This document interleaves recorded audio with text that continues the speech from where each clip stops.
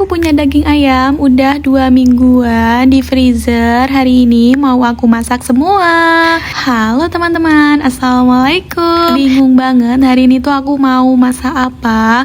Tiba-tiba aku keinget masih punya daging ayam di kulkas. Ya walaupun dagingnya cuma dikit. Ini yang aku rebus kira-kira 1/4 kilo. Kebanyakan tulangnya. Jadi aku inisiatif mau buat sup ayam. Untuk dagingnya kemarin udah aku fileti. Aku buat ayam katsu dan nugget ayam. Dan ini dagingnya tadi aku lihat sisa sedikit segini. Mau aku goreng. Ini aku marinasi dulu sebentar. Aku mau cuekin dulu sampai masakan sup aku nanti selesai. Oke lanjut, aku mau rebus kentang dan wortel. Kita tunggu sampai kedua sayurannya itu empuk. Tiba-tiba banget aku kepikiran mau buat soto ayam saja karena aku masih punya bumbu instan soto ayam seperti ini. Tadi aku juga sempat tanya ke emak, soto ayam tapi ada kentang dan wortelnya itu nggak apa-apa ya? Nggak apa-apa dong, yang penting kan matang.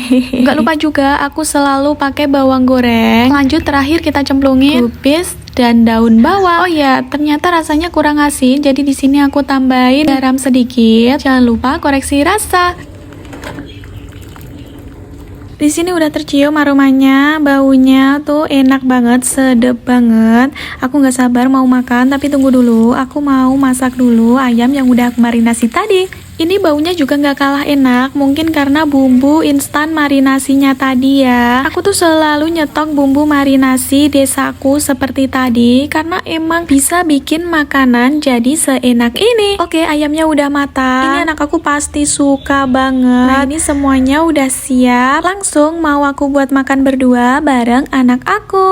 Kalian coba recook deh, ini tuh beneran enak banget, anak-anak pasti suka.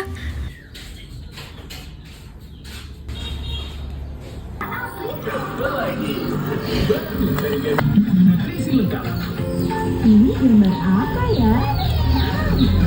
Sahabat setia sepanjang hari,